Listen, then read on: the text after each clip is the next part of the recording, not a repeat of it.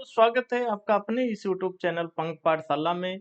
दोस्तों, सबसे पहली बात, अगर आपने यूपी ट्रिपल एससी पेट का फॉर्म नहीं भरा तो जाके सबसे पहले वो भर दीजिए। फॉर्म शुरू हो गया, आवेदन होना शुरू हो गया है।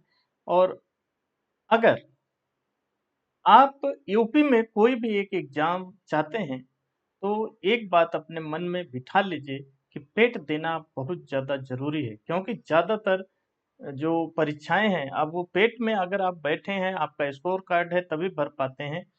2025 में जो बैठे थे उनको बहुत अच्छा चांस मिला। कई एग्जाम ऐसे हुए जिसमें पेट जरूरी था, तो उनको फायदा मिला। आगे आपको भी फायदा मिले, इसलिए पेट देना बहुत जरूरी है। और इसके लिए हम लोग लेकर आए हैं रिकैप सीरीज। रिकैप सीरीज का सिंपल मतलब है कि आपके सभी टॉपिकों का, आपके सिलेबस में जितने भी टॉपिक दिए हैं उन टॉपिकों का हम रिवीजन करवाते हैं फास्ट मोड में। कैसे? वन लाइनर फॉर्मेट में। इसमें बहुत कम समय में बहुत ज्यादा फैक्ट रिवाइज किया जा सकता है, इसलिए ये फॉर्मेट बहुत अच्छा होता है। तो आज हम लोग करने वाले हैं इसमें टॉप 500 प्रश्न। किसमें? तो सबसे पहले हम लोगों ने लिया है हिस्ट्री को। हिस्ट्री, ठीक है। हिस्ट्री में आज पार्ट 1 है। और हिस्ट्री का जब आप सिलेबस देखे होंगे, नहीं देखे हैं तो देख लेना। उसमें पहला पॉइंट दिया है हड़प्पा सभ्यता और दूसरा पॉइंट दिया है वैदिक संस्कृति। तो आज इन दो टॉपिकों का रिवीजन करेंगे हम लोग। तो फटाफट शुरू करेंगे, कोई ज्यादा विलंब नहीं। अगर आप पेट देने जा रहे हैं तो इस सीरीज का हर एक वीडियो आपके लिए इम्पोर्टेंट है, वो आपको एग्जाम के बाद पता चलेगा। ठीक है, तो चलिए शुरू करते हैं इसको। और सबसे पहले सिंधु घाटी सभ्यता यानी हड़प्पा सभ्यता देखेंगे, उसके बाद वैदिक संस्कृति देखेंगे। चलिए शुरू करते हैं। तो सबसे पहला प्रश्न है, सिंधु घाटी सभ्यता आज से लगभग कितने वर्ष पुरानी है? तो ये जान लो आप, 4500, लगभग 4500 वर्ष पुरानी ये सभ्यता थी। 4500 बात हो रही है, क्योंकि आज 2000 चल रहा है। 2000 इधर और 2500 उधर, 2500 ईसा पूर्व के आसपास ये सभ्यता हुई थी, तो इसलिए 4500 वर्ष हो गए। ठीक है। सिंधु घाटी सभ्यता का आकार विश्व, मिस्र और मेसोपोटामिया की सभ्यताओं के सम्मिलित आकार से कितना बड़ा था? तो ये 12 गुना बड़ा था भाई। जब हमारी सिंधु घाटी सभ्यता विकसित हुई थी उस समय अन्य जगहों पर जैसे मिस्र की और मेसोपोटामिया की सभ्यता भी चल रही थी। अगर मिस्र और मेसोपोटामिया की सभ्यता को सम्मिलित आकार देखोगे तो उससे ये 12 गुना बड़ी थी, यानी हम बहुत आगे थे। हमारे यहाँ एक बहुत अच्छी नगरीय सभ्यता विकसित हो गई थी, इसलिए ये आपके एग्जाम में बहुत इंपॉर्टेंट रहता है। समझ गए ना? तो वर्तमान में सिंधु घाटी सभ्यता के लगभग कितने शहर खोजे गए हैं? तो लगभग 1400 से अधिक शहर खोजे जा चुके हैं। ठीक है ना?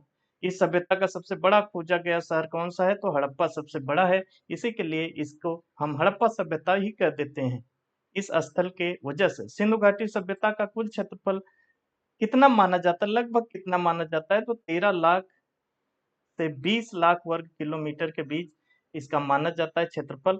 बहुत बड़ा क्षेत्रफल था। सभ्यता का सबसे उत्तरी छोर कौन सा है? सबसे ऊपर का छोर, नीचे का छोर, दाएं का, बाएं का, ये सब पूछा जाता है। इसलिए सबसे उत्तरी पूछे तो मांडा है, जो कि जम्मू कश्मीर में है। मांडा किस नदी के किनारे है? कोई पूछ दे तो चेनाब नदी के किनारे है। सभ्यता का सबसे दक्षिणी स्थल, अब उत्तरी देख लिए, दक्षिणी देख लो, दायमाबाद जिसको कहते हैं, ये महाराष्ट्र में है। दायमाबाद किस नदी के तट पे है? तो प्रवरा नदी के तट पे है। बहुत इंपॉर्टेंट है, ये याद रखना। सबसे पूर्वी स्थल, पूरब का पूछ ले, सबसे पूर्वी स्थल आलमगीर कहाँ स्थित है? तो मेरठ उत्तर प्रदेश में पूर्वी है। आलमगीरपुर, आलमगीरपुर पूर्वी है और ये यूपी में पड़ता है, मेरठ में। इसलिए आपके लिए सबसे ज्यादा इंपॉर्टेंट हो जाता है। आलमगीरपुर किस नदी किनारे है? तो हिंडन नदी, बार बार पूछा जाता है। इसके बाद सबसे पश्चिमी स्थल सुत कांगेडोर कहाँ स्थित है? तो सबसे पश्चिमी पहले याद रखना है कि सुत कांगेडोर है। उसके बाद यह कहाँ है? तो बलूचिस्तान, जो कि पाकिस्तान में है, वहां पर स्थित है। सुत कांगेडोर किस नदी के किनारे है? तो दास्क नदी के किनारे।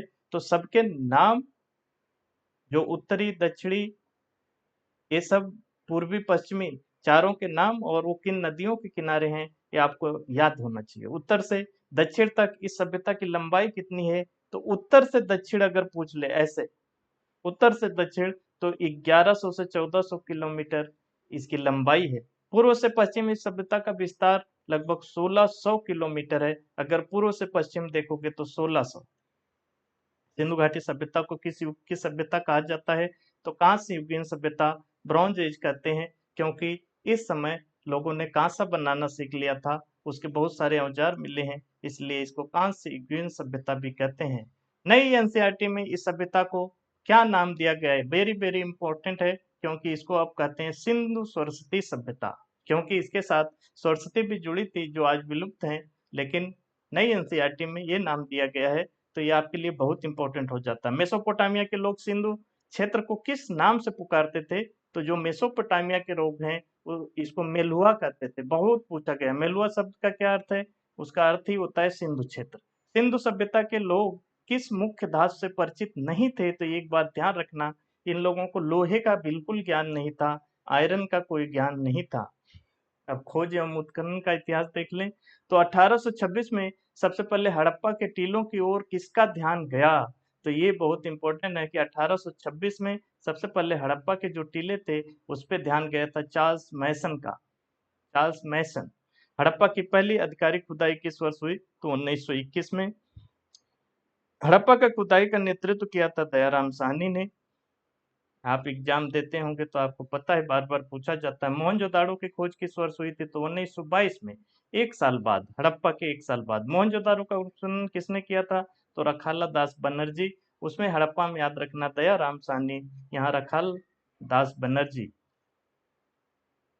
भारतीय पुरातत्व विभाग यानी एएसआई के जनक कौन माने जाते हैं? तो अलेक्जेंडर कनिंघम महोदय माने जाते हैं। 1921 में एएसआई के महानिदेशक कौन थे? तो सर जॉन मार्शल थे, तो ये ध्यान रखना।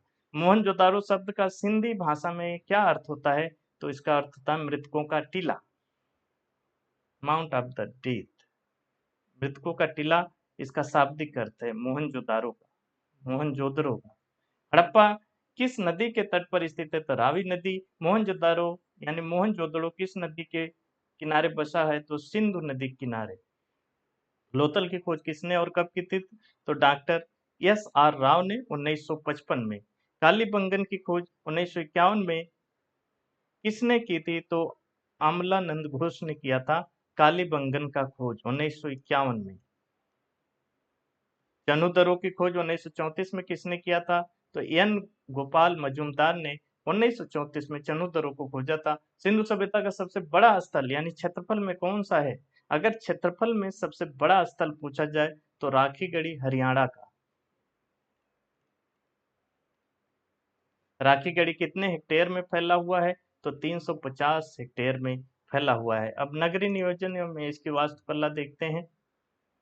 तो सिंधु सभ्यता के नगरों की मुख्य पद्धति क्या थी? तो ग्रिड पैटर्न, जिसको जाल पद्धति कह दो।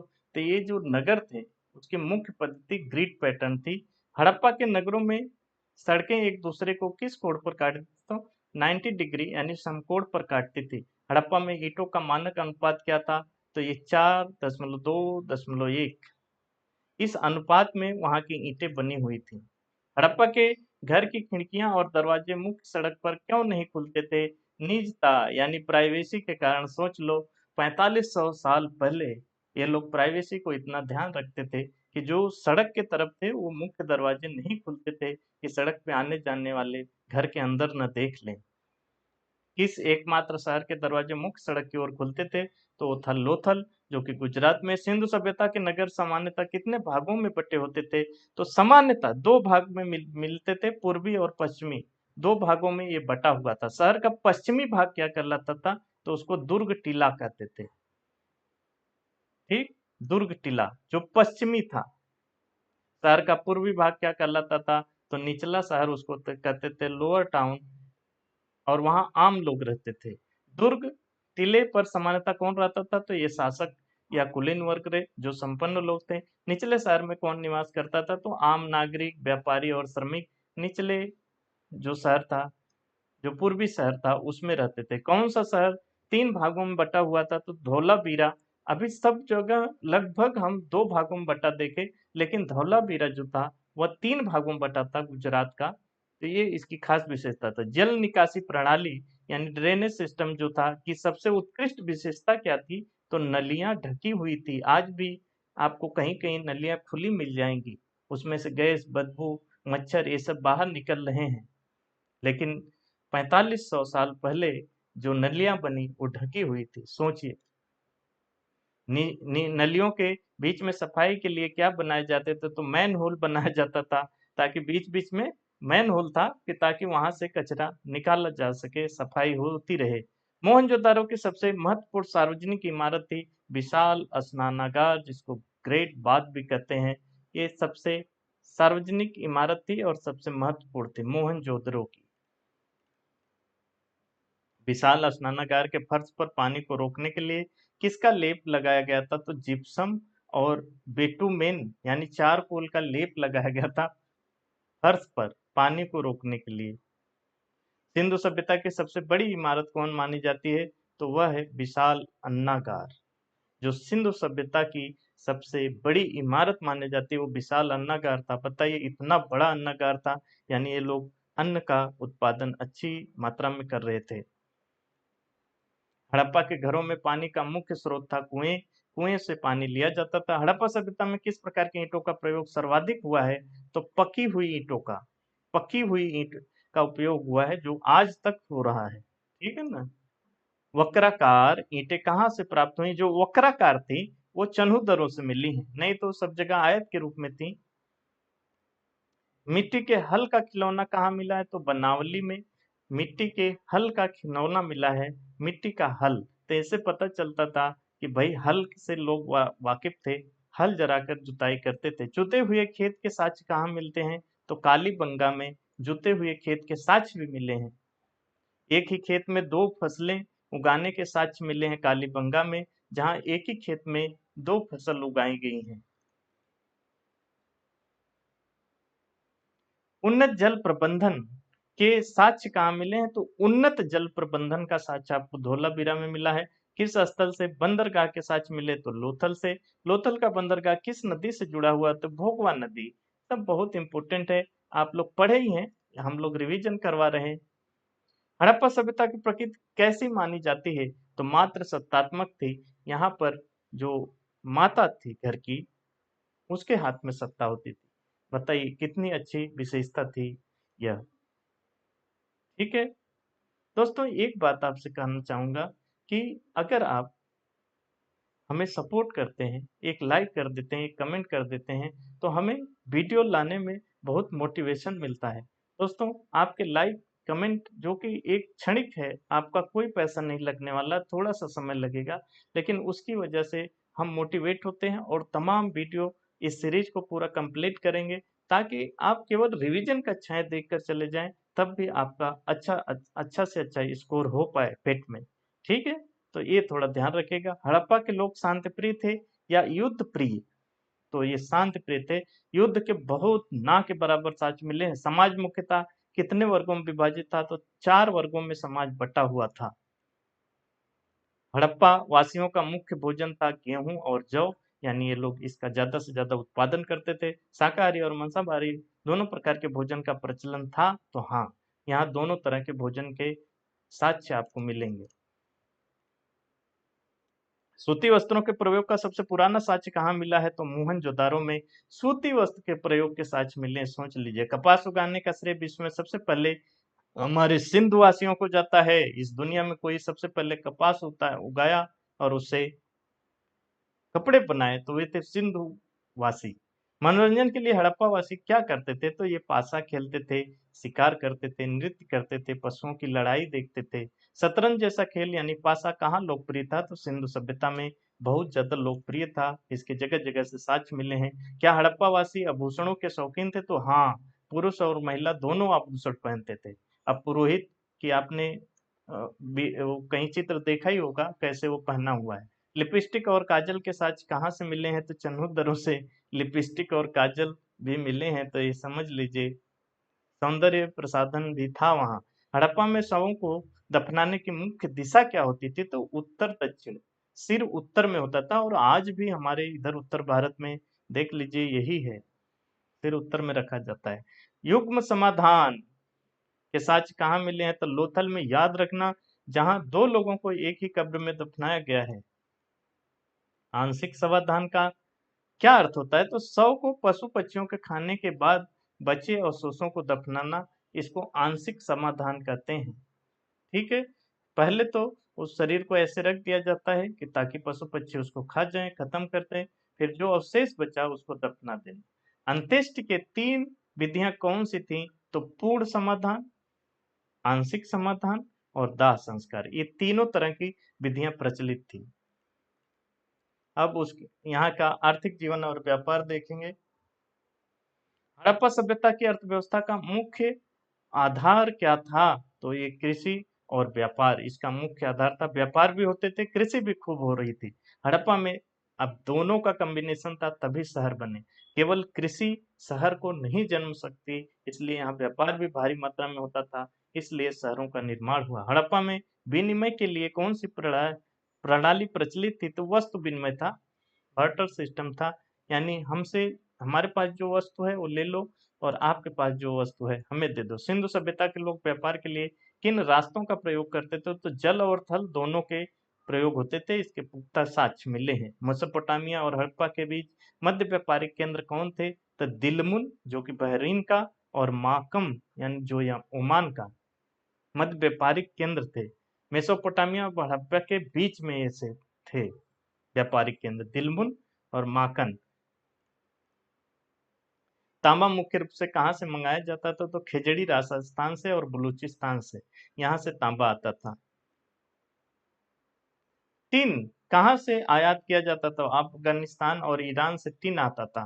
कौन सोना कहाँ से मंगाया जाता था? तो सोना दक्षिण भारत, जहाँ जैसे कि मैसूर और अफगानिस्तान, तो इन दो जगहों से आपका सोना आता था। लाजवर्द मणि कहाँ से आती थी? तो बदख्शां अफगानिस्तान से लार्जवर्द मणि लाया जाता था। हड़प्पा की मोहरें यानी सील किस पदार्थ से बनी थी? तो सेल खड़ी से बनी हुई थी। मोहरों का मुख्य आकार क्या था? तो चौकोर या वर्गाकार, चौकोर होता था या वर्गाकार होता था। मोहरें इसी आकार में थी सभी। हड़प्पा सभ्यता की मोहरों का सबसे अधिक किस पशु का अंकन मिला है? तो इसके जो मोहरे हैं यहाँ की, वह सबसे अधिक अंकन एक श्रृंगी बैल का है, यूनिकॉर्न जिसको कहते हैं। मोहरों का प्रयोग किस उद्देश्य के लिए होता था? तो व्यापारिक सामान को सुरक्षा और पहचान हेतु मोहरों का उपयोग होता था, ताकि ये पहचान हो सके कि हाँ भाई ये वहां से आया हुआ है। मापन प्रणाली में हड़प्पा के लोग किस संख्या के गुणज का प्रयोग करते थे? तो 16 के गुणज का प्रयोग करते थे ये लोग। बाट यानी वेट किस पत्थर के बने होते थे? तो चट पत्थर के, चाट के बने होते थे बाट, जिसे तौला जाता था सामान। चावल की खेती के प्रमाण कहाँ से मिले हैं? तो लोथल और रंगपुर दोनों जगहों से चावल की खेती के साक्ष्य हमें मिले हैं, प्रमाण हमें मिले हैं। अब इनका धार्मिक जीवन एवं विश्वास देख लो। सिंधु घाटी की सभ्यता धार्मिक दृष्टिकोण से कैसी थी? तो ये धर्मनिरपेक्ष थी, सेकुलर थे। यहाँ ये नहीं कि भाई एक ही धर्म, एक ही भगवान को मानना है, नहीं, ऐसा नहीं था। जिसको जो चाहे वो मान सकता है। क्या सिंधु सभ्यता में बड़े मंदिरों के साक्ष्य मिले? नहीं, बिल्कुल नहीं, कोई बड़ा मंदिर नहीं मिला। पशुपति शिव की मोहर कहाँ से मिली है? तो ये मोहनजोदारो से मिली है, जो कि बहुत ही प्रसिद्ध है, बहुत बार क्वेश्चन बने हुए हैं। पशुपति शिव की मोहर पर कौन से पशु अंकित हैं? तो बाघ, हाथी, गेंडा, भैंसा, हिरन, ये पशुपति शिव की मोहर पर इन सभी जानवरों की तस्वीर भी बनी हुई है। मातृ देवी की पूजा के साक्ष्य कहाँ मिले हैं? तो स्त्री की मृद मूर्तियां, यानी मिट्टी की बनी हुई मूर्तियां दिखती हैं आपको स्त्रियों की, इससे पता चलता है मातृ देवी की पूजा का साक्ष्य ये बनता है। स्त्री के गर्भ से निकलता पौधा किस देवी का प्रतीक है? तो उर्वरता की देवी, एक स्त्री है जिसके गर्भ से पौधा निकल रहा है, ऐसी मोहर भी मिली है। स्वास्तिक चिन्ह किस सभ्यता की देन है? तो सिंधु सभ्यता से ही स्वास्तिक चिन्ह चला आ रहा है, जो आज भी हमारे लिए बहुत ही इम्पोर्टेंट महत्व रखता है। हड़प्पावासी किस वृक्ष की पूजा सबसे अधिक करते थे? तो पीपल की। पशु पूजा में सबसे महत्वपूर्ण पशु कौन था? तो कुबड़ वाला बैल। क्या सिंधु सभ्यता में नाग पूजा और अग्नि पूजा के साक्ष्य मिले हैं? तो हाँ भाई मिले हैं। लोथर और कालीबंगा में क्या मिला है जिससे अग्नि पूजा का पता चलता है? तो वहां अग्निकुंड मिला है, या उसको अग्नि वेदिका भी कहा जाता है। तो इसके साक्ष्य मिले लोथल और कालीबंगा से, जिससे पता चलता है कि ये लोग अग्नि पूजा करते थे। लिंग और यौन की पूजा के साक्ष्य किस ओर संकेत करते हैं? तो सृजन की शक्ति की पूजा होती थी, यह पता चलता है। हड़प्पा वासी भूत प्रेत से बचने के लिए क्या पहनते थे? तो ताबीज पहनते थे। तो इससे ये भी पता चलता है। अब लिपि और वैज्ञानिक प्रगति क्या थी? तो हड़प्पा लिपि किस प्रकार की है? तो भाव चित्रात्मक है, पिक्टोग्राफिक वाली है, भाव चित्रात्मक। इस लिपि को लिखने की पद्धति क्या कहलाती है? तो बुस्टोफिडन, यानी दाएं से बाएं की ओर, फिर बाएं से दाएं की ओर ऐसे लिखता हुआ गए, फिर इधर से ऐसे लिखते हुए। आज जैसे उर्दू लिखते हैं ना लोग, लगभग वैसा। इसको कहते हैं बुस्टोफिडन पद्धति। क्या हड़प्पा लिपि को डिकोड किया जा चुका है? तो नहीं, ये हमारी सबसे बड़ी अभी तक की हार है। यानी नहीं तो हम और बहुत चीजें जान रहे होते कि 4500 साल पहले जो इतनी अच्छी सभ्यता थी, इतनी नगरीय सभ्यता थी, उसमें और क्या चीजें थी, कैसे वो इतने स्तर पर पहुंच गई, हम उसकी लिपि नहीं पहचान पाते। उन्होंने लिखा तो सही, लेकिन हम पढ़ नहीं पाए।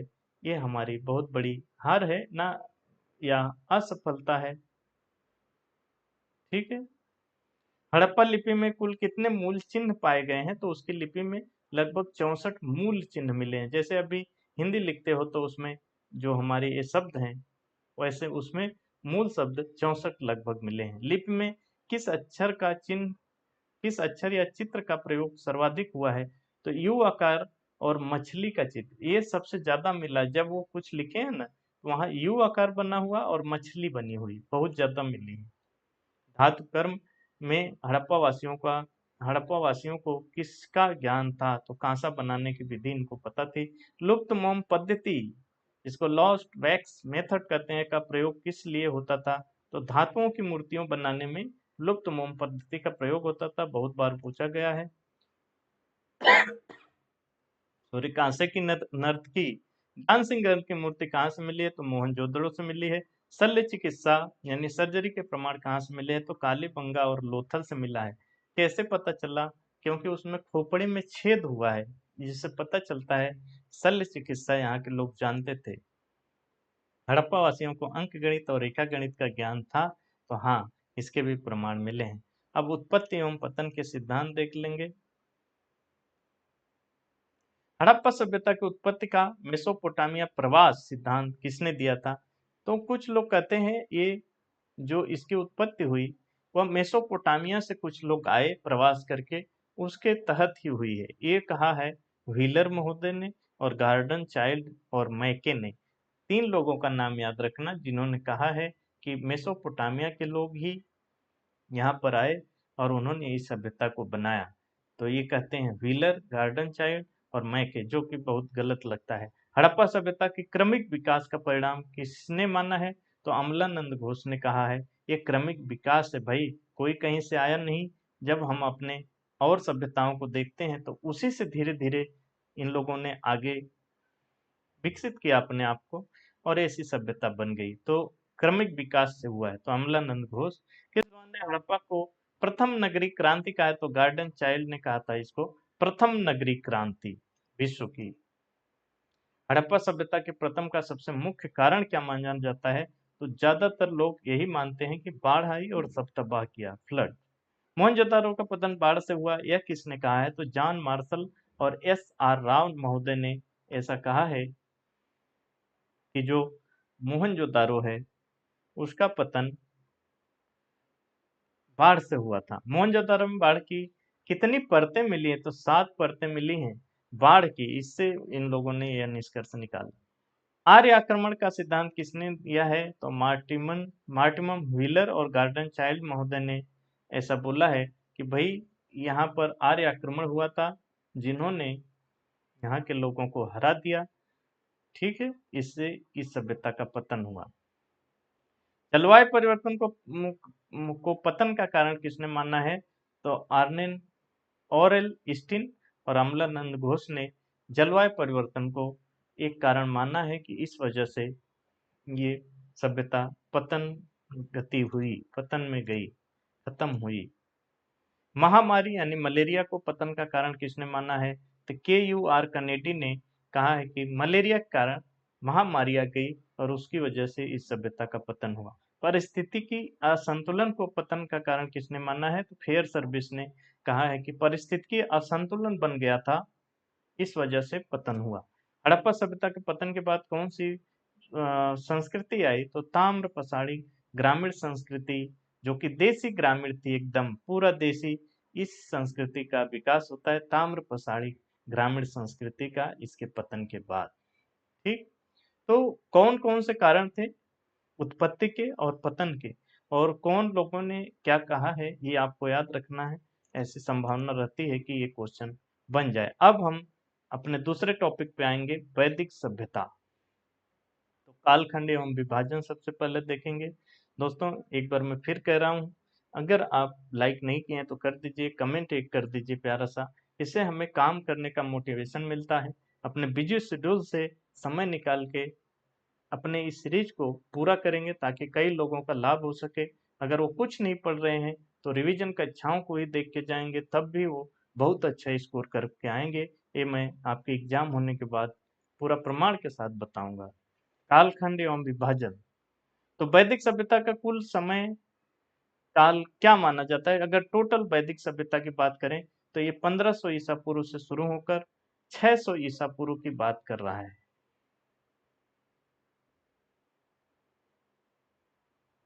ठीक, 1500 ईसा पूर्व से 600 ईसा पूर्व के बीच इसका कालखंड माना जाता है। वैदिक काल को कितने मुख्य भागों में बांटा जाता है? दो भाग में इसको टोटल बांटते हैं। तो इसमें सबसे पहले आता है ऋग वैदिक काल, जिसको पूर्व वैदिक काल भी कहते हैं। ये 1500 बीसी से लेकर 1000 बीसी का समय है। बीसी मतलब ईसा पूर्व। ठीक है, और दूसरा होता है उत्तर वैदिक काल, जो 1000 बीसी से 600 बीसी माना जाता है। तो ये दोनों कालखंड है, ये आपको पता ही होंगे, नहीं पता है तो याद कर लो। अब वैदिक सभ्यता किस प्रकार की सभ्यता थी? तो ये एकदम ग्रामीण सभ्यता थी, रूरल सिविलाइजेशन था ये। वैदिक सभ्यता के निर्माता आर्यों को माना जाता है। आर्यों ने इस सभ्यता का निर्माण किया। आर्य शब्द का शाब्दिक अर्थ क्या होता है? तो इसका अर्थ होता है श्रेष्ठ, कुलीन या उत्तम। आर्य का शाब्दिक अर्थ होता है। आर्य शब्द किसे प्रदर्शित करता है? तो ये एक भाषाई समूह को प्रदर्शित करता है, लिंग्विस्टिक ग्रुप को। वैदिक सभ्यता की जानकारी का मुख्य स्रोत क्या है? तो वेद है। वेद शब्द किस संस्कृत धातु से बना हुआ है? तो विद, विद धातु से बना हुआ है वेद। विद धातु का अर्थ होता है जानना या ज्ञान प्राप्त करना। तो वेद जो बना है विद धातु से, और इसका मतलब होता है जानना या ज्ञान प्राप्त करना। वेदों को श्रुति क्यों कहा जाता है? क्योंकि ये सुनकर पीढ़ी से एक पीढ़ी से दूसरे पीढ़ी तक पहुंचाए गए हैं। इसको एक ने सुना तो अपने अगली पीढ़ी को सुनाया, अगली पीढ़ी ने अपने अगली पीढ़ी को सुनाया, तो इसलिए इसको श्रुति भी कहते हैं। वेदों का संकलन किस काल में शुरू हुआ था? तो ये महाजनपद काल के आसपास, यानी 600 बीसी के बाद इसका संकलन हुआ। उसके पहले ये श्रुति के माध्यम से ही चल रहा था। उपनिषदों की रचना मुख्य रूप से किस काल में हुई है? तो उत्तर वैदिक काल के अंत में, एकदम लास्ट पीरियड में। वैदिक काल का जो दूसरा पीरियड है उत्तर वैदिक काल, उसके भी अंत में, यानी पूरे वैदिक संस्कृति के लास्ट में उपनिषदों की रचना हुई है। ये आपको मोटा मोटी याद रखना है। आर्यों का मूल निवास सिद्धांत, कई लोग मानते हैं कहाँ कहाँ से आए, ये आपके लिए इंपॉर्टेंट है। आर्यों के मध्य एशिया, सेंट्रल एशिया से आने का सिद्धांत किसने दिया है? तो मैक्स मुलर ने। आर्यों की उत्पत्ति उत्तरी ध्रुव, नॉर्थ पोल से किसने मानी है? तो बाल गंगाधर तिलक ने। याद रखना, यहाँ से क्वेश्चन बनता है। तिलक की पुस्तक का नाम क्या है जिसमें आर्कटिक होम थ्योरी दिया गया है? तो Arctic home in the Vedas, ये पुस्तक का नाम है तिलक के। आर्यों का मूल निवास तिब्बत किसने बताया? तो स्वामी दयानंद सरस्वती ने बताया है कि इनका मूल निवास तिब्बत में था। दयानंद सरस्वती ने किस पुस्तक में तिब्बत सिद्धांत दिया है? तो सत्यार्थ प्रकाश में। सप्त सैंधव क्षेत्र को आर्यों का मूल स्थान किसने माना है? तो डॉक्टर अवनीश चंद्र दास ने का है। सप्त सैंधव क्षेत्र जो था वही मूल निवास स्थान था इनका। दक्षिणी रूस का सिद्धांत किसने दिया है? तो गार्डन चाइल्ड ने इनको दक्षिणी रूस से बताया है कि वहां से आए थे। जर्मनी से आर्यों की उत्पत्ति किसने मानी है? तो हर्ट और पेंका। हर्ट और पेंका ने ऐसा माना है कि ये जर्मनी में इनकी उत्पत्ति हुई थी और वहां से आए थे।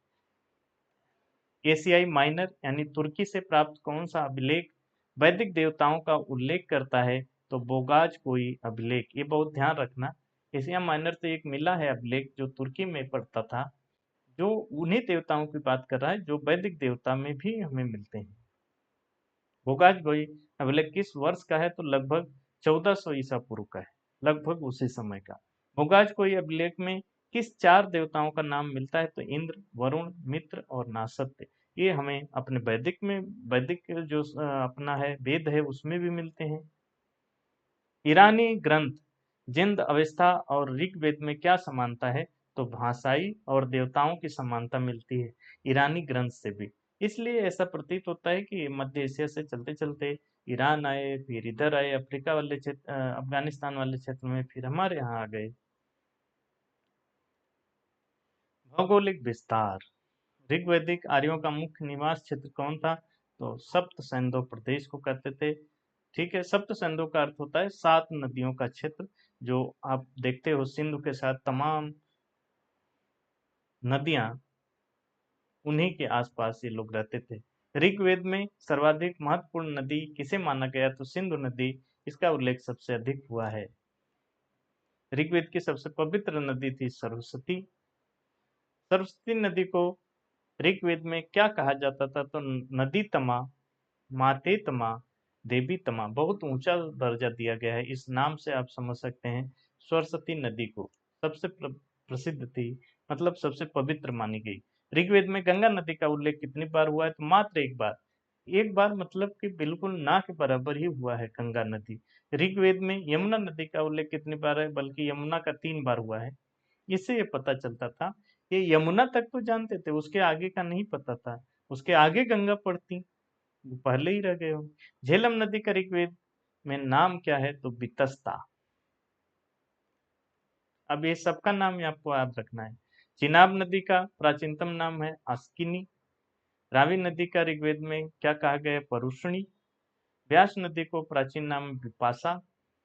सतलजी सतलज नदी का ऋग्वेदिक नाम है सुतुद्री। सबको याद रखना है, पूछता है। गंडक नदी का उत्तर वैदिक नाम क्या है? सदानीरा। काबुल नदी को क्या कहा जाता था? कुभा। गोमल नदी का प्राचीनतम नाम है गोमती। हिमालय की किस चोटी का उल्लेख ऋग्वेद में जहां से सोम प्राप्त होता है कहा गया है? तो मुजवंत। हिमालय चोटी में कहा गया है कि मुजवंत, ऋग्वेद में कहा गया मुजवंत पर्वत, और वहां से सोम रस प्राप्त होता है। गंगा यमुना दोआब के क्षेत्र को क्या कहा जाता है? तो ब्रह्मर्ष देश। हिमालय और विंध्याचल के बीच के क्षेत्र को क्या कहा गया है? तो मध्य देश। सरस्वती और द्विस्वती नदियों के बीच का क्षेत्र क्या कहलाता है? तो ब्रह्मावर्त। उत्तर वैदिक काल में आर्यों का विस्तार का मुख्य केंद्र क्या था? तो गंगा घाटी। उत्तर वैदिक काल में फिर आर्यों ने गंगा घाटी की तरफ आए। अब वैदिक साहित्य। ऋग्वेद में कुल कितने मंडल हैं? 10 मंडल। ऋग्वेद में कुल कितने सूक्त हैं? तो 1028 सूक्त हैं। ऋग्वेद के किन मंडलों का वंश मंडल या गोत्र मंडल कहा जाता है? किस मंडलों को, किन मंडलों को? तो दूसरे और सातवें मंडल को वंश मंडल या गोत्र मंडल कहा गया है। प्रसिद्ध गायत्री मंत्र ऋग्वेद के किस मंडल में है? तो ये तीसरे मंडल में है। गायत्री मंत्र की रचना किसने की थी? तो ऋषि विश्वामित्र ने किया था गायत्री मंत्र की रचना, और ये ऋग्वेद के तीसरे मंडल में है। ऋग्वेद का 9वां मंडल किस देवता को समर्पित है? तो सोम देवता को 9वां मंडल पूरा समर्पित है, यानी सोम सोम सोम। अच्छा महत्व था उस समय, यानी सोम रस का। 10 राज्य युद्ध यानी 10 राजाओं का युद्ध का वर्णन किस मंडल में है? तो 7वें मंडल में। वर्ण व्यवस्था का उल्लेख ऋग्वेद के किस मंडल में मिलता है? तो अंतिम, जो मतलब गिनती में अंतिम है, 10वें मंडल पुरुष सूक्त में वर्ण व्यवस्था का उल्लेख मिलता है। लिखा गया था ये बाद में।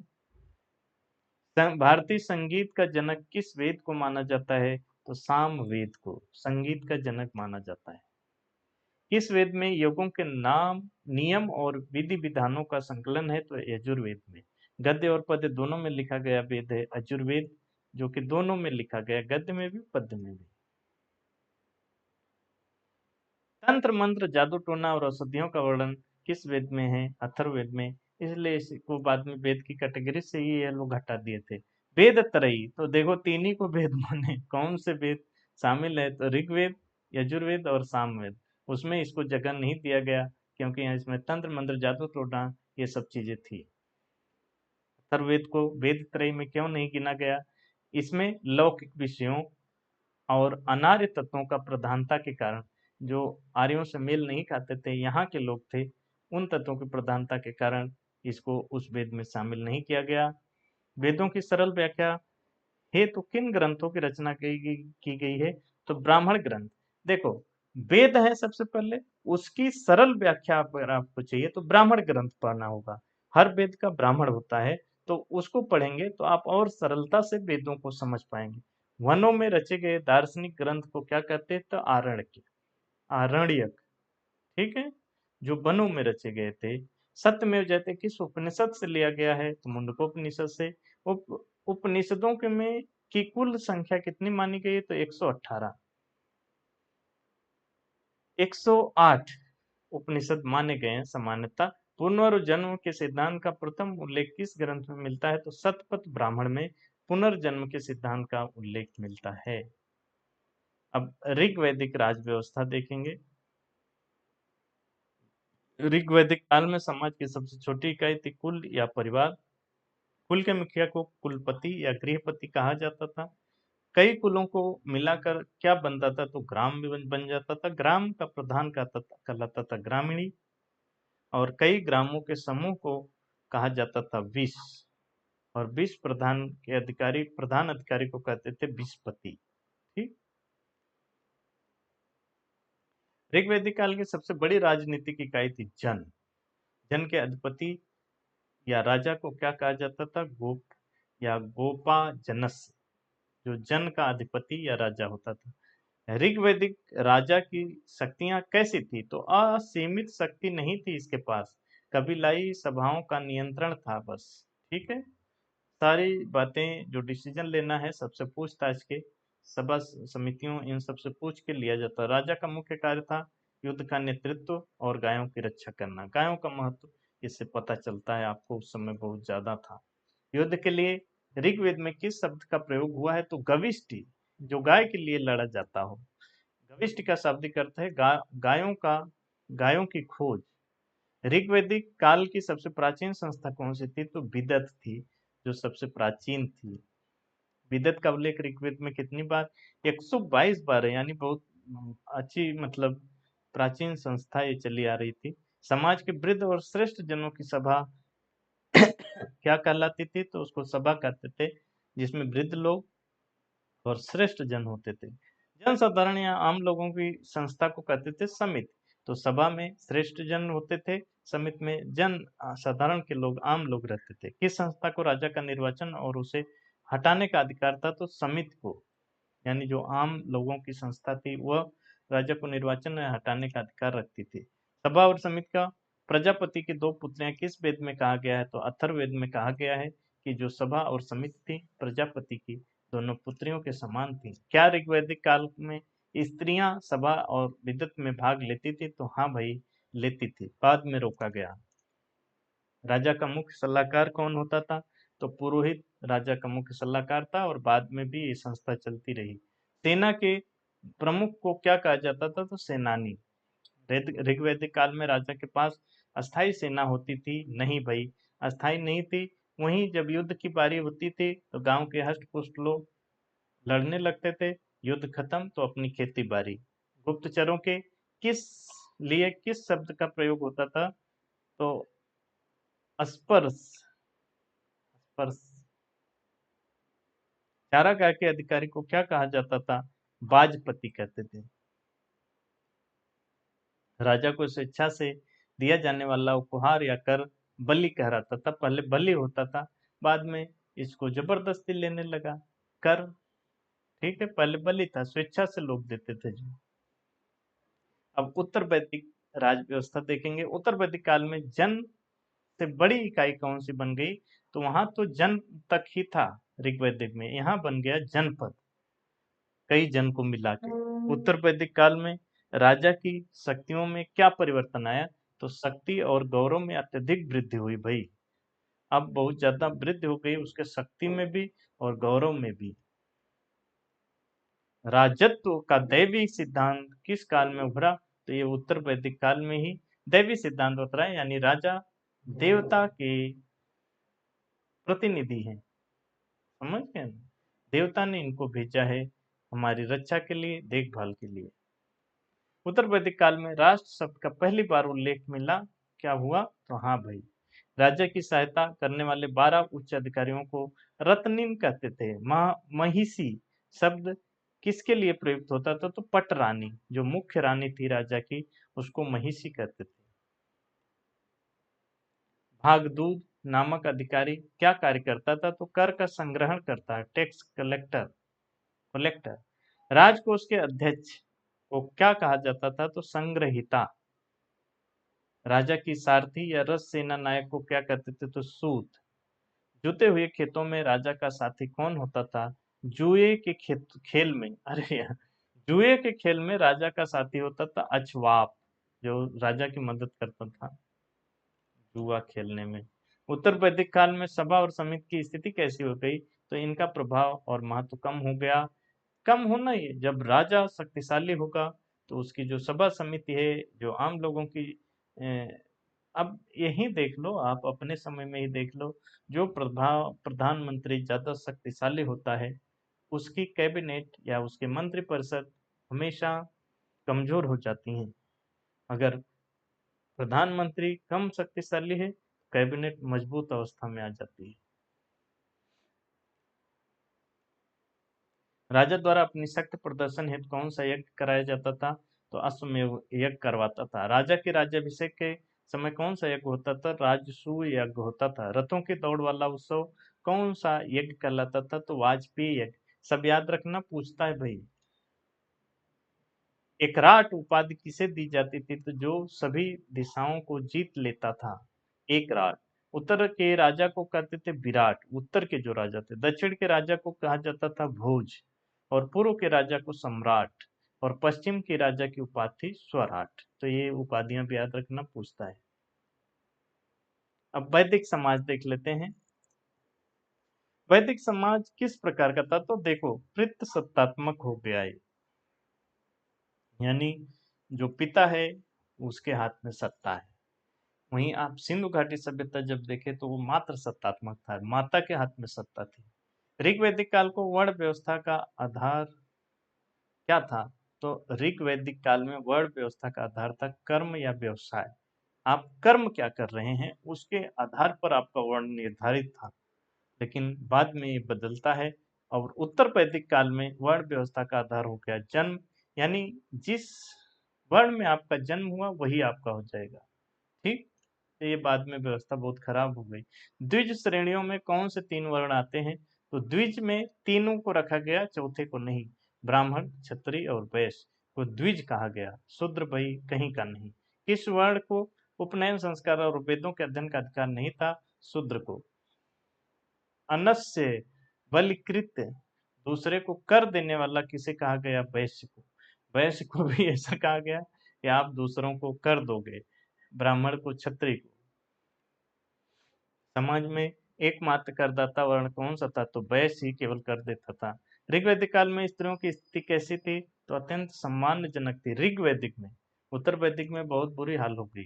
क्या ऋग्वैदिक काल में बाल विवाह और सती प्रथा प्रचलित थी? बिल्कुल नहीं।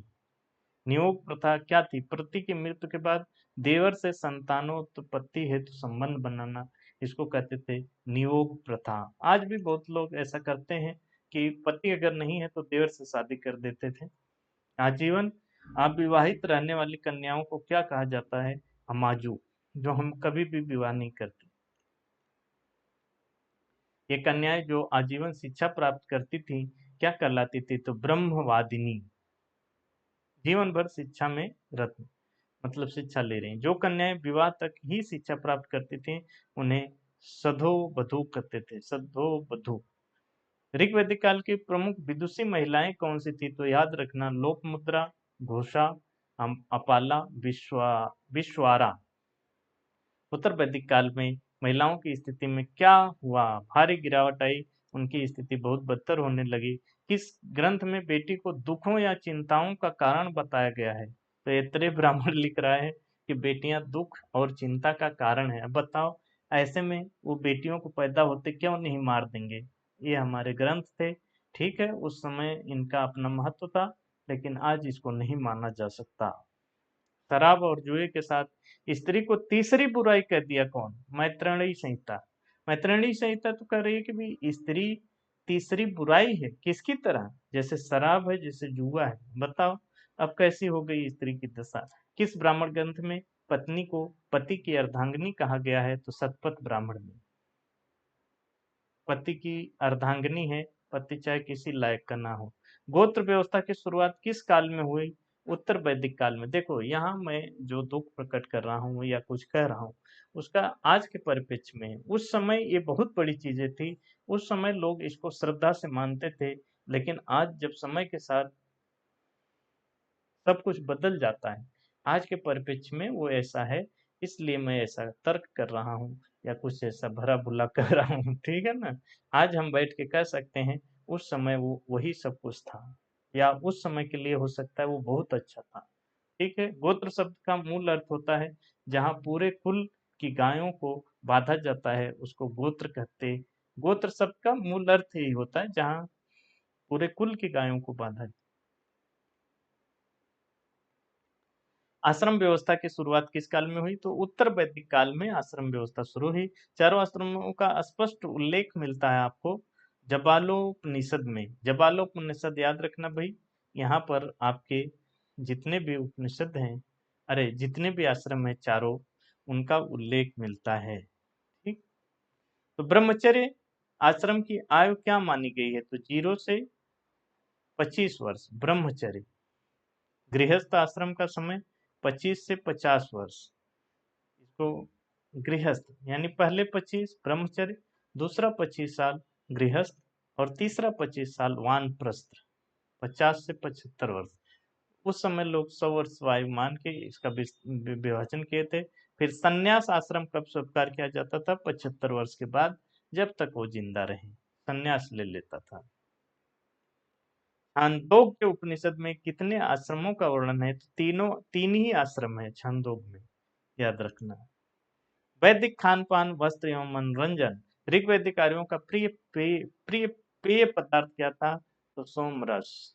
ऋग्वैदिक आर्यों का आज भी जितने महान पुरुष लोग हैं उनका सोमरस आज भी प्रिय पेय पदार्थ है। आप अपने आसपास देख रहे होंगे।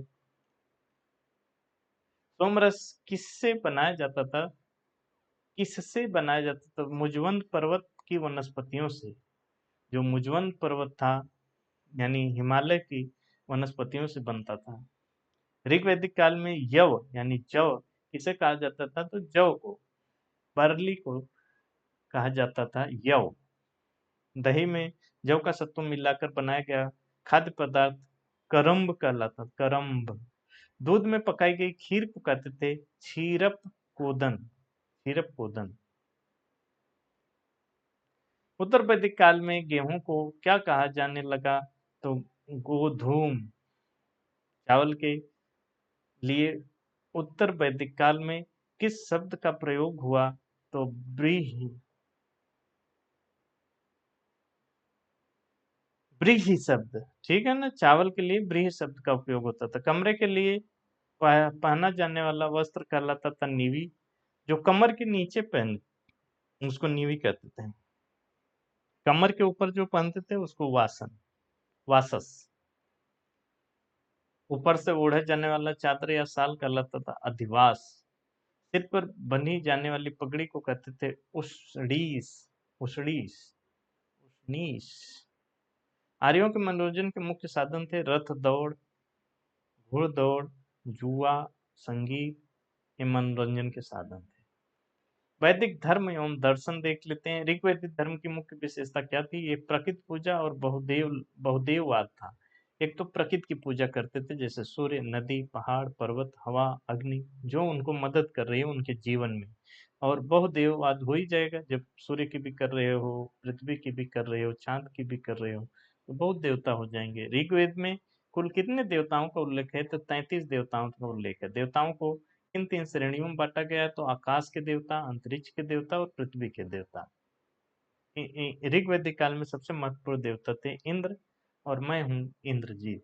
सॉरी, मजाक कर रहा हूँ। ठीक है, इंद्र के लिए ऋग्वेद में कितने सूक्त हैं? तो 250 सूक्त। इंद्र को किलों को तोड़ने वाला क्या कहा गया है? इंद्र को किलों को तोड़ने वाला कहा गया है। इसका मतलब है पुरंदर। इंद्र को किसका देवता माना जाता है? तो युद्ध और वर्षा के देवता माने जाते हैं इंद्र। ऋग्वैदिक काल के दूसरे सबसे महत्वपूर्ण देवता है अग्नि। अग्नि के लिए ऋग्वेद में कितने सूक्त समर्पित है? तो 200 सूक्त अग्नि के लिए ही हैं। देवताओं और मनुष्यों के बीच मध्यस्थ किसे माना जाता है? अग्नि को। यानी मानव की बातों को अग्नि के माध्यम से देवता तक पहुंचाया जाता था, इसलिए यज्ञ होते थे। यानी आग में हम बलि देते थे, आहुति देते थे, और दूसरा उसी के माध्यम से देवता भी मनुष्य से अपनी चीजें कर पाते थे। जल या समुद्र के देवता थे वरुण। ऋतु यानी प्रकृति नियम, रीत जिसको कहते हैं रीत, प्राकृतिक नियम का संरक्षक किसे माना जाता था? तो वरुण को। ऋतस्य गोपा भी कहते थे इसलिए इनको। वनस्पति का देवता कहलाते थे सोम। पशुओं के देवता ऋग्वैदिक काल में कौन थे? तो पूषण। आदि तूफान के देवता कौन कहलाते थे? मरुत। गायत्री मंत्र किस देवता को समर्पित है? तो सबित्ती यानी सूर्य देवता, सबित्ती, सबित्री कहीं भाई लिखा रहता है। ऋग्वैदिक काल में उपासना की मुख्य विधि थी स्तुति पाठ या और यज्ञ करना। उत्तर वैदिक काल के सबसे प्रमुख देवता बन गए प्रजापति। उत्तर वैदिक काल में पशुओं के देवता हो गए रुद्र। इस काल में यज्ञ और कर्मकांडों की जटिलता बढ़ गई, तो उत्तर वैदिक काल में मोक्ष की अवधारणा पहली बार कहाँ आई? तो उपनिषदों में। गृहस्थों के लिए निर्धारित पंच महायज्ञ की जानकारी कहाँ मिलती है? तो गृह सूत्र में। पितृ ऋण, ऋषि ऋण, देव ऋण से मुक्ति हेतु क्या आवश्यक है? तो पंच महायज्ञ करना। पंच महायज्ञ करके आप पितृ ऋण, ऋषि ऋण और देव ऋण से मुक्त हो सकते थे। अब वैदिक अर्थव्यवस्था देखेंगे। ऋग्वैदिक कार्यों की अर्थव्यवस्था का मुख्य आधार था पशुपालन। गाय महत्वपूर्ण थी। ऋग्वैदिक काल में धन का मुख्य रूप किसे माना जाता था? तो गाय को, मवेशियों को। जिस व्यक्ति के पास अधिक गाय होती थी उसे क्या कहते थे? तो गोमत कहते थे। जिसके पास अधिक गाय होती थी उसको गोमत कहा जाता था।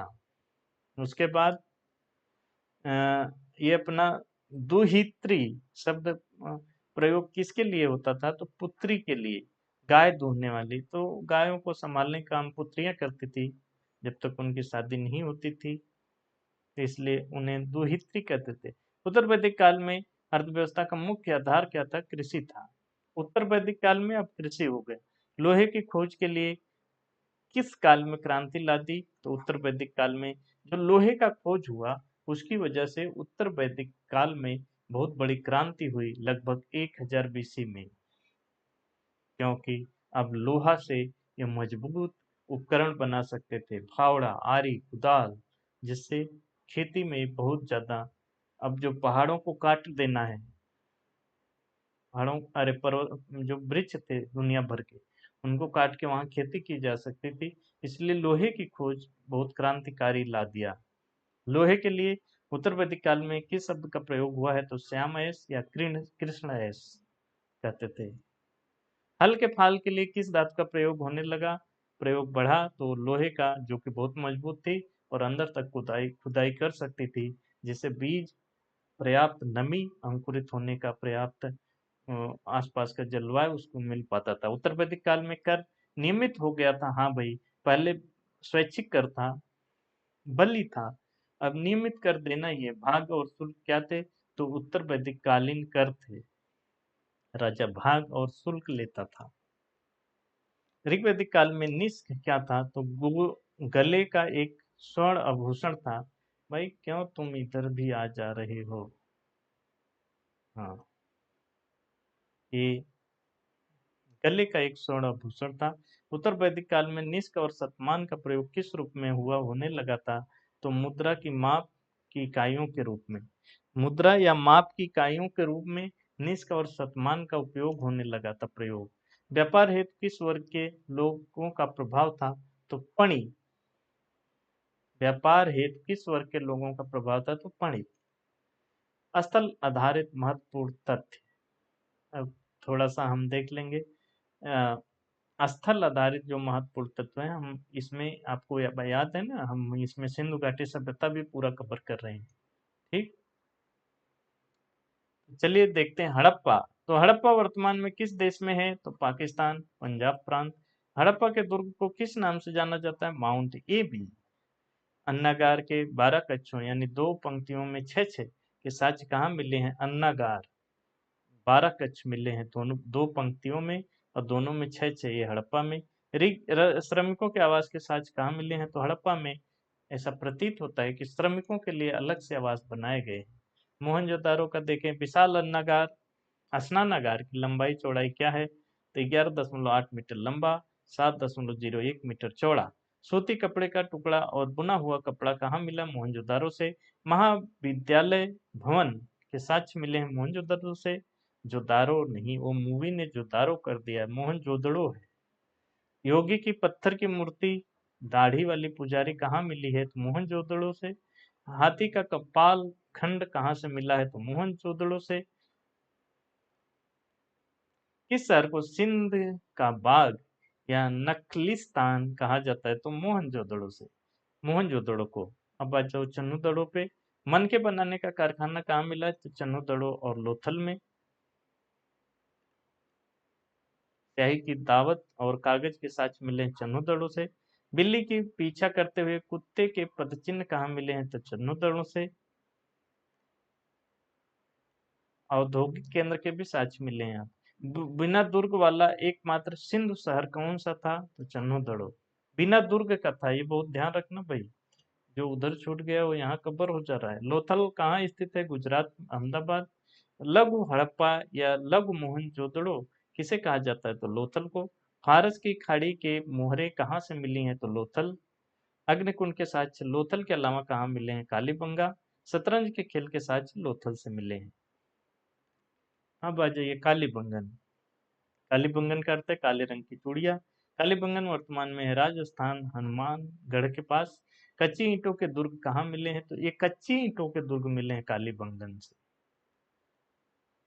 बेलनाकार मोहरे कहाँ से मिली? लगभग ज्यादातर वर्गाकार थी, लेकिन कालीबंगा से बेलनाकार मोहरे मिली।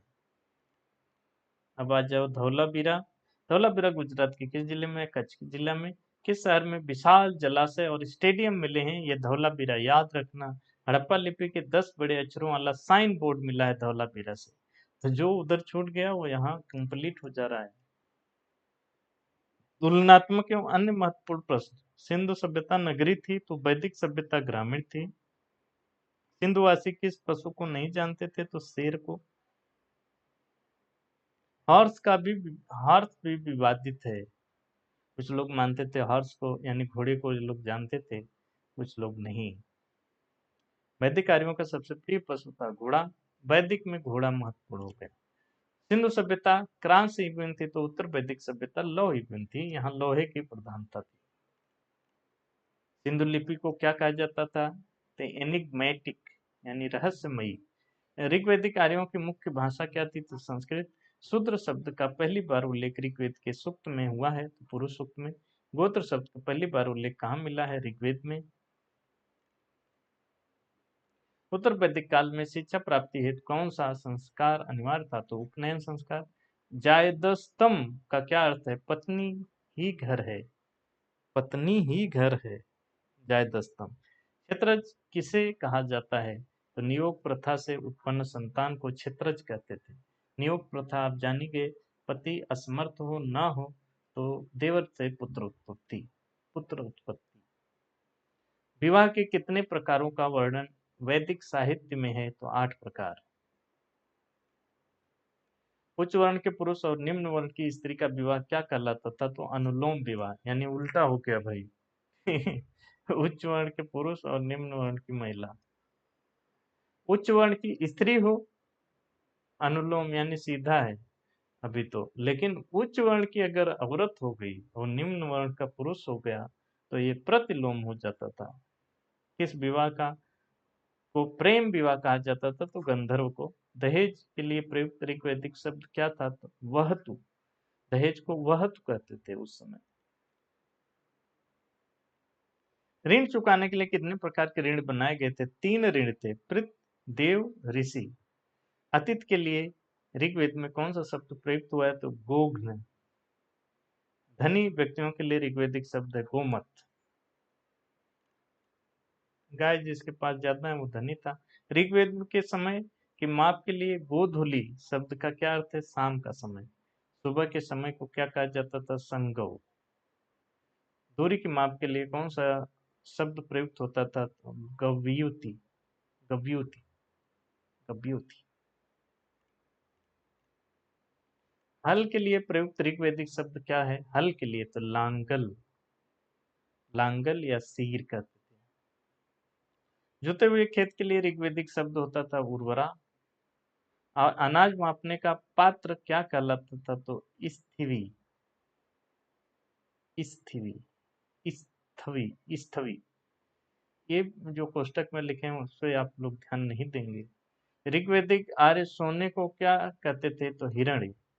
ऋग्वैदिक काल में कपास का उल्लेख मिलता है? नहीं, केवल उत्तर वैदिक काल में मिलता है कपास का उल्लेख। उनके लिए प्रयुक्त शब्द क्या था? ऊर्णा। विस्पला कौन थी? तो एक महिला योद्धा जिसका पैर युद्ध में कट गया था। हड़प्पा सभ्यता में सहतीर के लिए किस लकड़ी का उपयोग होता था? तो देवदार और आबनूस।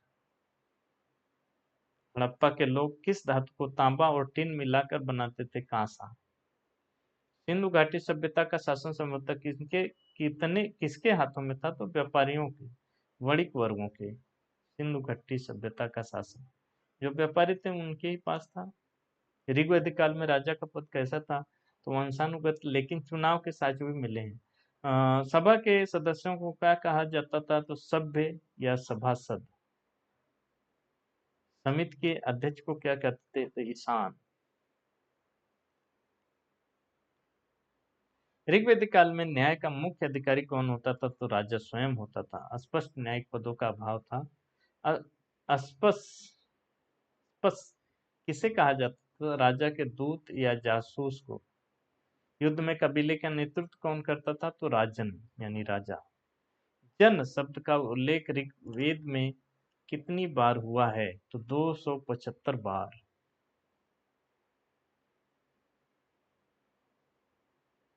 विष शब्द का उल्लेख कितनी बार हुआ है? तो 170 बार। शूद्र शब्द का ऋग्वेद में कितनी बार उल्लेख हुआ है? तो केवल 1 बार। दशराग युद्ध किस नदी के किनारे हुआ था? तो परुष्णी नदी, जिसको रावी भी कहते हैं। दशराग युद्ध में भरत वंश के राजा कौन थे? तो सुदास। राजा सुदास ने किसे अपना मुख्य पुरोहित नियुक्त किया था? तो वशिष्ठ को। वशिष्ठ, ऋषि वशिष्ठ इनके मुख्य पुरोहित थे। सुदास के विरुद्ध लड़ने वाले 10 राजाओं का नेतृत्व विश्वामित्र ने किया था। यानी वशिष्ठ और विश्वामित्र आमने सामने थे। पूर्व शब्द का ऋग्वैदिक अर्थ क्या होता है? दुर्ग या किला। अघन्या ना मारने योग्य शब्द किसके लिए हुआ है? तो गाय के लिए। बहुत इसका महत्व था इसलिए उसको मार नहीं सकते थे।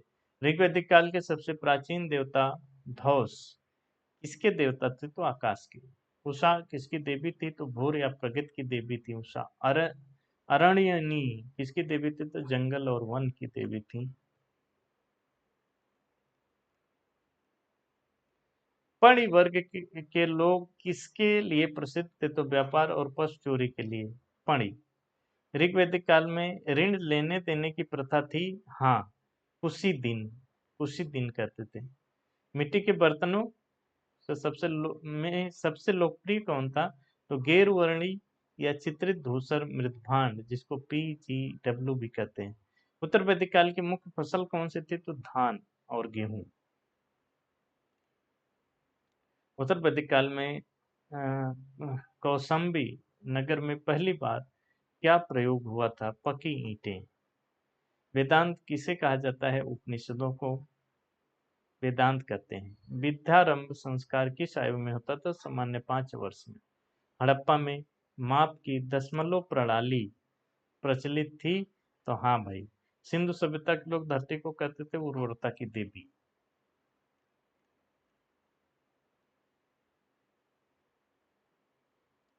पशुपति शिव की मुहर पर कुल कितने पशु हैं? तो 6 और 5 प्रजातियां हैं। हड़प्पा सभ्यता में किस वृक्ष को पवित्र मानकर पूजा की जाती थी? पीपल। मोहनजोदड़ो के स्नानागार की सीढ़ियां किस दिशा में थीं? तो उत्तर और दक्षिण दिशा। सिंधु सभ्यता में ताबीज मिलना क्या दर्शाता है? कि अंधविश्वास और तंत्र मंत्र में विश्वास था उनका। हड़प्पा सभ्यता के किस स्थल से उनके साक्ष्य मिले हैं? तो स्रोतों में सूते और ऊनी दोनों का उल्लेख मिला है। हड़प्पा कालीन ईंटों का सर्वाधिक आकार क्या था? तो 10 गुणे 20 गुणे 40 सेंटीमीटर। सिंधु सभ्यता का सबसे छोटा नगर कौन सा था? तो अल्लाहदीनो। सरस्वती सूक्त ऋग्वेद के किस मंडल में है? तो 6ठे मंडल में। नंदी तमा किसे कहा जाता है? सरस्वती नदी को नदी तमा। बिंस नामक स्थान किस लिए प्रसिद्ध था? तो जहां सरस्वती नदी लुप्त होती थी उस स्थान को बिंस कहते थे। ऋग्वेद में भीषज शब्द का क्या अर्थ था? तो वैद्य या डॉक्टर। उत्तर वैदिक काल में राजा के अभिषेक के समय कौन सा रत्नी साथ रहता था? तो पुरोहित और सेनानी। अक्षवाप का मुख्य कार्य था आय व्यय की गणना और जुआ। छत्र शब्द उत्तर वैदिक काल में किसके लिए प्रयुक्त होता था? तो प्रतिहारी या द्वारपाल के लिए। उत्तर वैदिक काल में गोवीर्तन कहा कौन था? चारागाह का अध्यक्ष जो था उसको गोवीर्तन कहते थे। हड़प्पा सभ्यता के पतन के बाद ग्रामीण संस्कृति को क्या कहा गया? तो उत्तर हड़प्पा या पतनोन्मुख हड़प्पा। सिंधु सभ्यता का मैनचेस्टर किसे कहा जाता है? लोथल को, कपास व्यापार हेतु। हड़प्पा सभ्यता के लोग किस धातु को सिंडन कहते थे? तो कपास को, यूनानी नाम है ये कपास। ऋग्वैदिक काल में किस धातु का उल्लेख आयस के रूप में होता था? तांबा या कांसा का। कृष्ण आयस का प्रयोग किस काल में हुआ है? तो उत्तर वैदिक काल में। तो नौली यूपी क्यों प्रसिद्ध है? तो उत्तर वैदिक कालीन रथ और साक्ष्य मिलने की वजह से। सोनौली यूपी का। अतरंजी खेड़ा क्यों महत्वपूर्ण है? तो लोहे के सबसे पुराने साक्ष्य मिले हैं यहाँ से। हस्तिनापुर की खुदाई का संबंध किस काल से है? तो उत्तर वैदिक काल से। इंद्रप्रस्थ वर्तमान में कहाँ स्थित है? दिल्ली में। जनपद शब्द का अर्थ है क्या? जहाँ जन यानी कबीला आकर बस गया है। ऋग्वैदिक काल में युद्ध का मुख्य कारण क्या था? तो पशुओं यानी गायों की चोरी। अगर कोई कर लिया तो युद्ध करना पड़ता था, या पशुओं के लिए लोग युद्ध करते थे।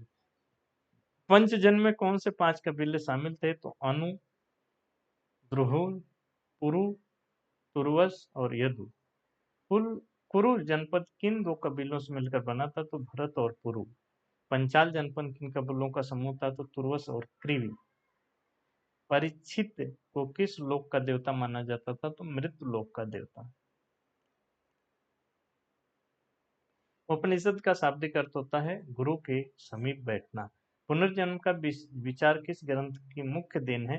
तो शतपथ ब्राह्मण और उपनिषद। पुनर्जन्म इसकी देन है। उत्तर वैदिक काल में श्रेष्ठ किसे कहा जाता था? तो व्यापारियों के संघ के प्रधान को। कुसीद शब्द का प्रयोग किसके लिए हुआ है? तो ऋण या ब्याज के लिए। सिंधु सभ्यता के बाट किस आकार के थे? तो घनाकार थे, एक क्यूबिकल थे। मोहनजोदड़ो की गलियां कितनी चौड़ी थी? लगभग 10 मीटर। हड़प्पा सभ्यता में समाधान की सबसे प्रचलित विधि थी दफनाना। हड़प्पा सभ्यता में सिंचाई के कृत्रिम साधन क्या थे? तो कुएं और नहरें। मुद्रा प्रणाली का अभाव किस सभ्यता में था? तो सिंधु सभ्यता में मुद्रा प्रणाली का अभाव। पहली बार सिक्के यानी यहाँ सिक्कों का प्रचलन किस काल के अंत में हुआ?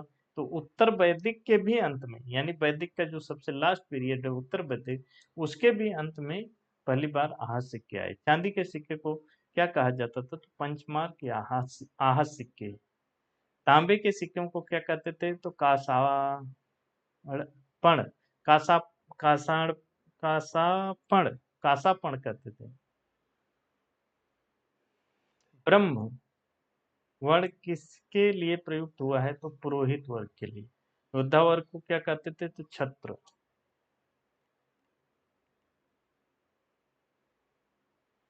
उत्पादक वर्ग यानी किसानों व्यापारियों को क्या कहते थे? शूद्र वर्ण का विकास किस आवश्यकता हेतु हुआ? श्रम शक्ति, लेबर पावर हेतु। फिर तृतीय स्थानीयता का क्या अर्थ है? तो विवाह के बाद वधु को वर के घर रहना, ये तृतीय स्थानीयता होती है। प्रतिवंशीयता का अर्थ है वंश का नाम पिता से चलना। हड़प्पा सभ्यता के नगरों का विनाश बाढ़ से हुआ, इसका प्रमाण क्या है? तो बालू की 7 परतें मिली हैं। भूतात्विक परिवर्तन को पतन का कारण किसने माना है? तो एम आर साहनी ने। हड़प्पा वासियों की धार्मिक आस्था में पवित्र स्थान का महत्व था। हाँ भाई, हम देखें स्नानागार। हड़प्पा में अग्नि वेदियों को साक्ष्य कहाँ कहाँ मिले हैं? तो कालीबंगा और लोथल में। हड़प्पावासी किस पत्थर से अपनी मोहरें बनाते थे? तो सेल खड़ी से। हड़प्पा सभ्यता की लिपि में कितने कितने चिन्ह मछली के समान है? तो सर्वाधिक चिन्ह मछली के समान ही है उसकी लिपि में। मेसोपोटामिया का अर्थ होता है 2 नदियों के बीच की भूमि। सिंधु सभ्यता की समकालीन कौन सी सभ्यता नील नदी के किनारे थी? तो मिस्र की सभ्यता। चीन की प्राचीन सभ्यता किस नदी के किनारे थी? तो वांगहो नदी के किनारे। हड़प्पा सभ्यता में व्यापार का मुख्य केंद्र कौन सा था? कौन सा शहर था? तो लोथल। मेसोपोटामिया के ग्रंथों में दिलमुन किसे कहा गया है? तो बहरीन द्वीपों को। माखन शब्द किस आधुनिक देश के हेतु प्रयुक्त हुआ है? तो ओमान। हड़प्पा कालीन मोहरों पर किस पशु का अंकन मिलता है?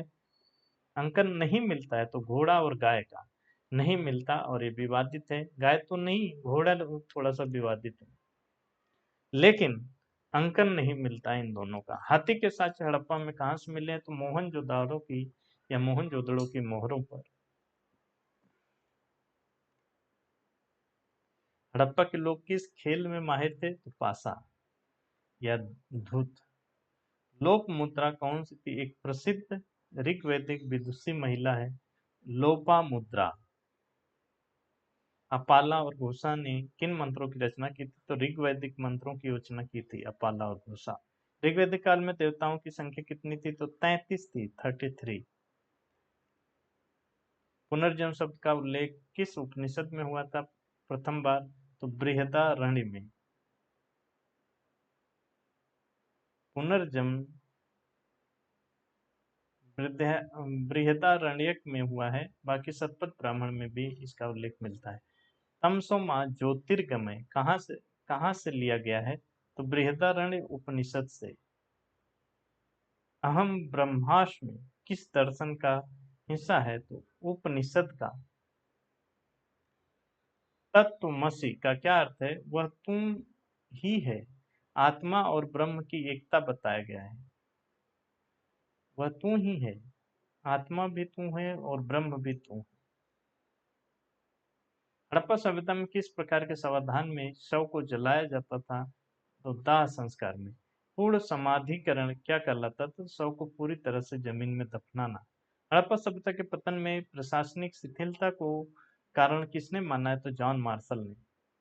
पवित्र धागा या जनेऊ किस संस्कार से संबंधित है? तो उपनयन संस्कार से।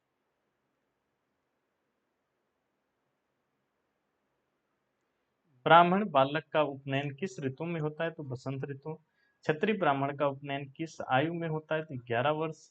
वैश्य बालक का उपनयन किस मंत्र के साथ होता है? तो जगत मंत्र। ब्राह्मण बालक हित कौन सा मंत्र अनिवार्य है? गायत्री मंत्र।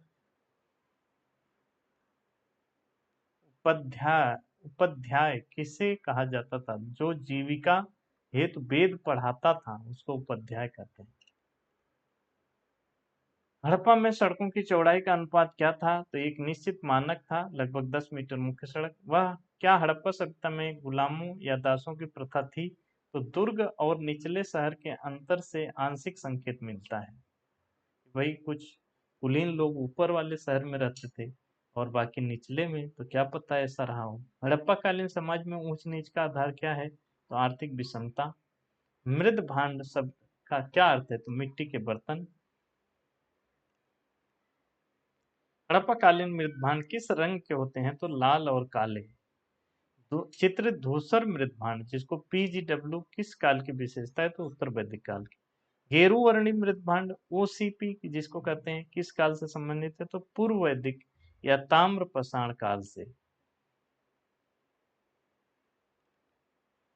हड़प्पा सभ्यता का विस्तार कितने देशों में हुआ है? तो 3 देशों में, भारत, पाकिस्तान और अफगानिस्तान।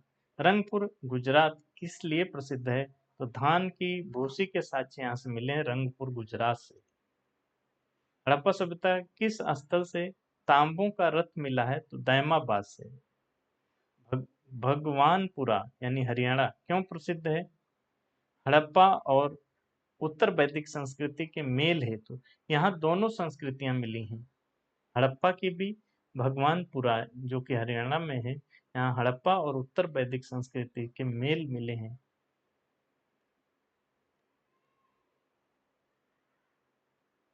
मांडा किस केंद्र शासित प्रदेश में स्थित है? तो जम्मू कश्मीर।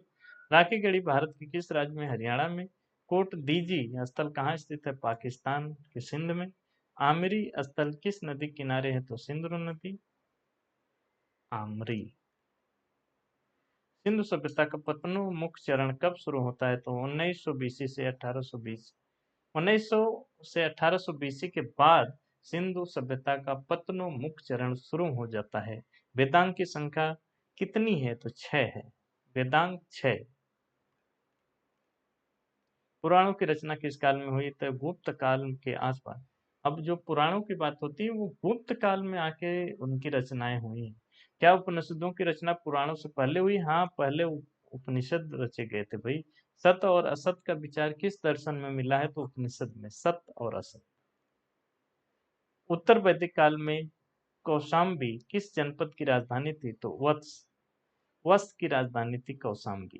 काशी जनपद किस लिए प्रसिद्ध था? तो शिक्षा और अध्यात्म हेतु काशी जनपद प्रसिद्ध था।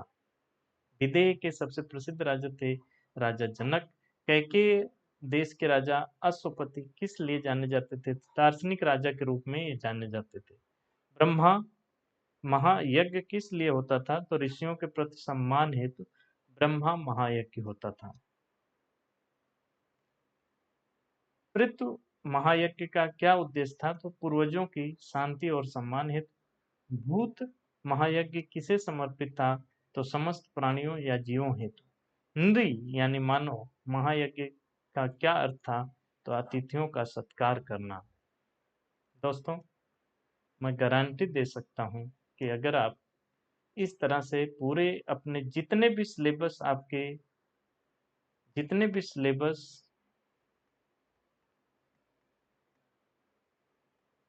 आपके पाठ्यक्रम में जो भी टॉपिक हैं,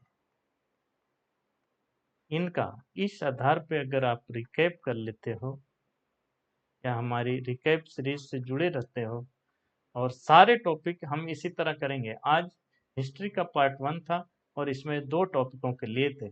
अगला पार्ट 2 जो आएगा उसमें आपका देखना सिलेबस, उसमें लिखा है बौद्ध धर्म,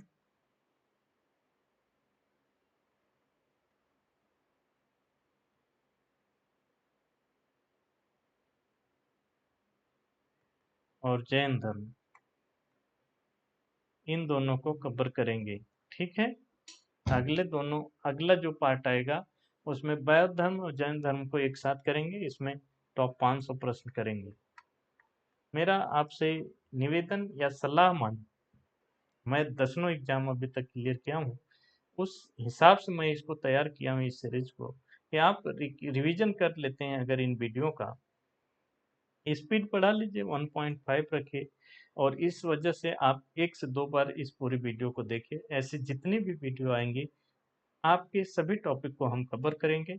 बस आपको अपना सपोर्ट बनाना है, सपोर्ट बना के रखना है। सपोर्ट के लिए बस आपसे 2 चीजें मांगी जाती है, 3 चीजें। एक तो आप लाइक कर दो, आप कमेंट कर दो, और आप शेयर कर दो। ये 3 चीज कर दो, इससे हमें बहुत ज़्यादा मोटिवेशन मिलता है। हम पूरे उत्साह से, पूरे शक्ति से काम करने के लिए मोटिवेट होते हैं। और जब हम मोटिवेशन के साथ पूरे उत्साह से काम करेंगे तो जाहिर है रिजल्ट अच्छा होगा। ठीक है, हम अच्छा कंटेंट बनाएंगे जो आपके लिए ही फायदेमंद होगा। ठीक, बाकी हिंदी, हिंदी में आपके व्याकरण से 5 प्रश्न बनेंगे, और अपठित बोध यानी पैसेज से इससे बनेगा 10 नंबर, यानी हिंदी से टोटल 15 नंबर के प्रश्न बनेंगे। उसकी वीडियो शुरू हो गई है, पहली वीडियो आ गई है, तो जिसमें संधि पढ़ाया गया है। आपके पूरे सिलेबस को कवर करेंगे, एक एक पॉइंट को। तो हमसे जुड़े रहिए, हमारा सपोर्ट करिए। ठीक है, पढ़ते रहिए, रिवीजन करते रहिए। मिलते हैं अगली कक्षा में। जय हिंद।